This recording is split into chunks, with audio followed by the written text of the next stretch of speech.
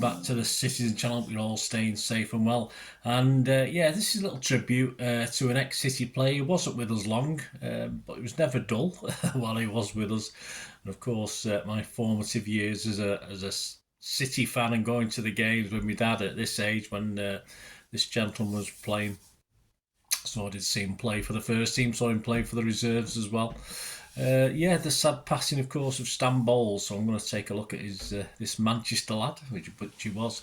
Stay at City as my little small tribute. So join me for that. Let's share us your memories as well, guys. If you've got any memories of Stan, someone as old as me, of course, if you've got that. So be a two-part of this, guys. So this is part one.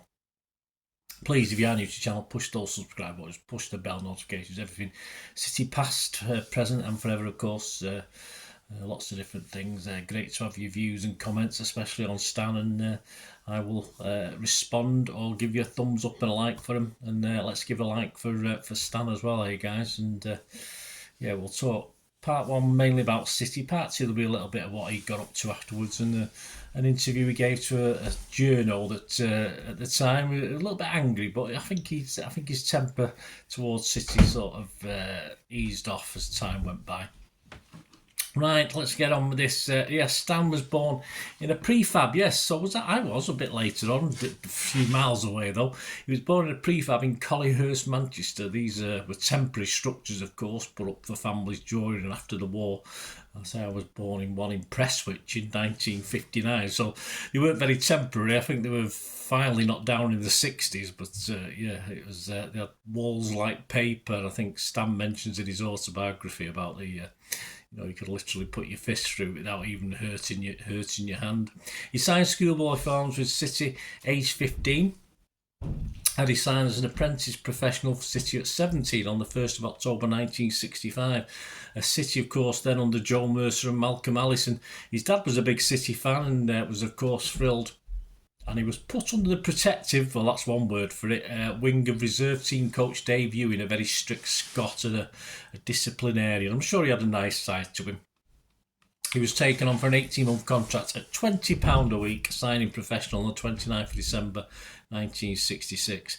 In the City versus Blackpool programme of the 4th of February 1967, a feature entitled Report on the Juniors, it simply said of Stan, wing half captain of the team, a full professional and a regular Central League player. He was 5'8". He would grow slightly while he was at City, 10 stone 4 pounds. He would put a bit of weight on as well. At the time was sort of thrown at the deep end. He played for the A team, then progressed to the reserves.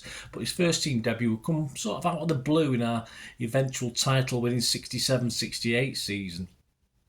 He started the season in the reserves and in his first game was on the 19th of August at Burnden Park, a 3-0 City win.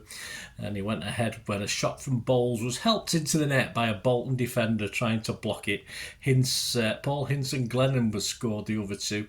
The lineup that day, his first, if you like, is in the reserves, that championship winning season. Corrigan, Woods, Sear, Cheetham, Booth, Bowles, Hince, Moss, Roberts, Glennon and Bowyer. Yeah, Bowyer would have a big impact as well on his place in the team when he sort of started hitting the first team and doing very well, of course. Better for Stan in the next reserve game at Main Road on 21st of August, a 3-2 win over West Bromwich Albion. Stan opened the scoring with a drive from 25 yards. The report summed it up in the magazine by saying, the matchday programme, by saying about Stan. Stan Bowles showed once again that he's made considerable progress even from last year, and he was doing well enough then. 4 days before his call up to the first team, he played in a 3-1 reserve win over Stoke at Main Road. And he made his first team debut in front of a crowd of 25,653, including me and my pops, in the League Cup on the 13th of September 1967 against Leicester City. The crowd saw this young mop-haired Manchester lad come onto the pitch as substitute to replace, well, a legend, Neil Young, who was suffering from a heavy cold that day. And he scored 2 goals in a comfortable 4-0 win. Young had scored before being replaced and Buck had got the other from the penalty spot after Bowles had been brought down in the box for it. His first was City's second. He coolly slotted home from 12 yards from a Summerby cross, and his second, City's fourth, a well-struck effort through a pack of players. One paper the next day said of his substitute debut, in 45 minutes Bowles scored twice, nearly scored a third with a superb header, and strutted off with the confident stride of a youngster who knew he could do it all the time. The lineup that night in his very first team debut: Dowd, Buck, Pardo, Doyle, Heslop, Oakes, Hinds, Bell, Summerby, Young, Coleman, of course, super sub Stan. With Tony Coleman out with an ankle injury, he made his league debut against Sheffield United as number 11 the following Saturday, when he then scored City's fourth and fifth goals. The first a header following up a Mike Doyle shot that had hit the bar, and the other a 15-yard shot after receiving the ball from Neil Young. The other 3 goals were scored by the not so well known Bell, Lee and Summerby. Yep, he'd won us over. Most of the 31,922 fans there that day had a new hero. Yes, I'm sure I thought, this is it, we've got another one.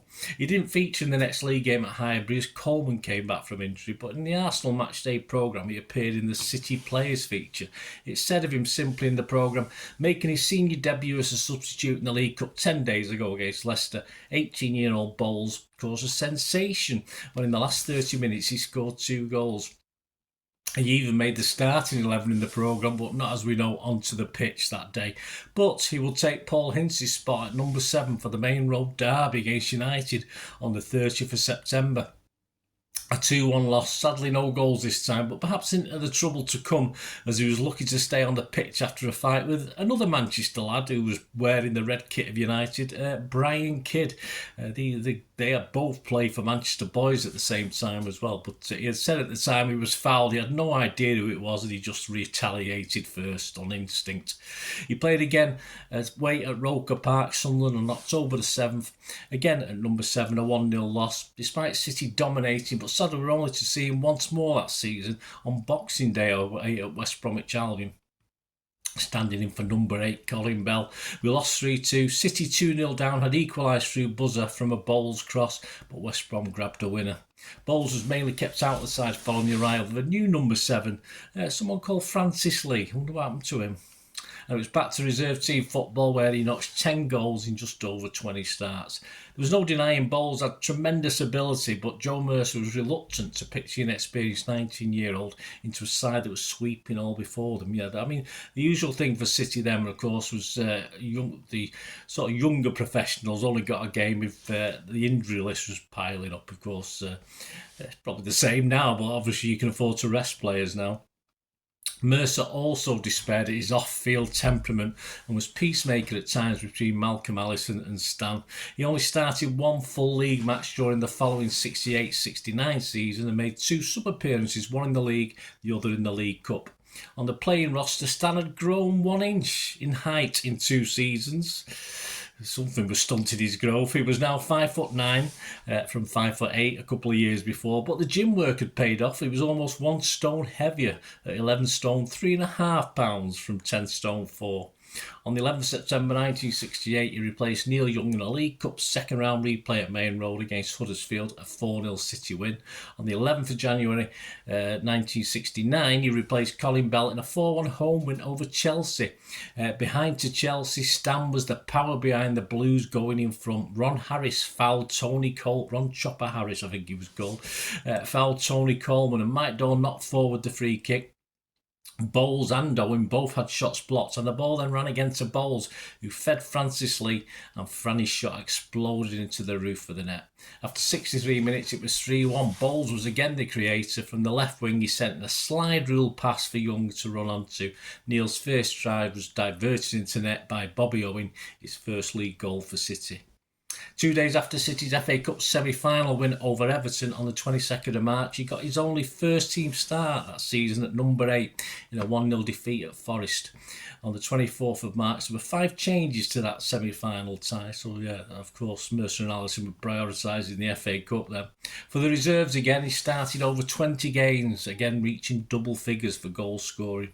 In May 1969, Stan did the right thing and married his pregnant girlfriend Anne. The first of two non-punch-ups with Alisson followed soon after, though Mercer had agreed to staying in Manchester as Anne was in the last weeks of her pregnancy. City had gone on a 2-day training trip to Southport. Alisson, unaware of Mercer's decision, had tore into Stan when they returned, telling Stan, never mind Mercer, that he was in charge of the team, decides who stays home. Both men saw red, and reserve team coach Johnny Hart had to drag Alisson off Stan before the much bigger man Alisson could probably, and Stan acknowledged this, tear him apart. Alisson virtually blanks on after this set to, and it was the beginning of the end, acknowledged Stan, but it wasn't over just yet. He had a bit more City time to play. Further problems for Stan after missing a flight to Amsterdam to play a friendly with Ajax on the 26th of July 1969, a pre-season friendly.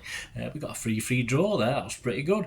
Bowles claimed he had turned up, but the plane had just gone. The plane, in fact, had been delayed for 4 hours, and Bowles, who had been lying low at a friend's home due to an apparent dislike of flying, was in even more trouble with the management. But it all blew over with Stan's young age being taken into account, and this incident only ended in a warning for the youngster. Despite this, ironically, he played his most games in the season in the 69-70 season, but only when senior players, of course, were missing. But again, he would fail to find the net. He'd grown another inch. He was now 5'10" and gained a half pound on his last season. So that was all according to the 69-70 playing staff roster. He started City's fourth game of the season at home to Liverpool, a 2-0 loss on the 20th of August, back in his original Manchester Boys City Juniors position of wing half, playing number 6. This was the first of 6 consecutive appearances. He'd never done that before. Tony Coleman, a mate to Stan off the pitch, who we'll come back to, was another with disciplinary problems, and this season would see an early end to his first team starts at City. He played his last game for City's first team on the 23rd of August at home to Everton, and only appeared a handful of times for the reserves before moving on at the end of the season.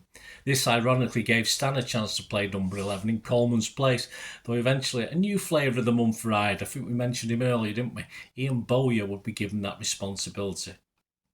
Back to his starts. After Liverpool, he again wore the number 6 in Coleman's last game, I've just mentioned, a 1-1 home draw with Everton on the 23rd of August. He was involved in a bizarre incident just before half-time, with the match left on the brink of anarchy, said the match reports, and the riot that City supporters were demanding seemed likely to break out. Bowles had pushed the ball towards an undefended Everton goal. Brian LeBone of Everton controlled the ball with his left arm, but Mr. Smith, a most inconsistent official, according to reports, ruled no penalty. One young City fan even ran onto the pitch to grab the ref before being hauled away. No, it wasn't me. I wasn't that brave at that age. He wore Coleman's number 11 for the next 4 games. 27th of August, a 4-0 away win at Sunderland. The 30th of August, Burnley away, a 1-1 draw. Stan was involved in City's equaliser. Bowyer, unmarked, moved in to meet a free kick by Bowles, although Mellor, the Burnley keeper, formerly an amateur at City, touched the ball. He could not prevent it going over his hands and under the crossbar. 3rd of September, he played against Southport away in the second round of the League Cup, a 3-0 win, and on the 6th of September, he played in a 0-0 draw at Main Road with Chelsea. There you go, join me in part 2 as he plays his final games for City, leaves with a little bit of anger and frustration, and gives a scathing interview of his time at City, but will then go on to, of course, to become a hero in West London. So join me for that. Let me know any members you've got, guys. Be great to have you. Of course, my best wishes and love goes to Stan's family and friends. And join me in part 2, guys, and let me know your members. Till we meet again, I'll ask one thing, don't I? Please stay safe, everyone. Thanks for watching. Bye for now.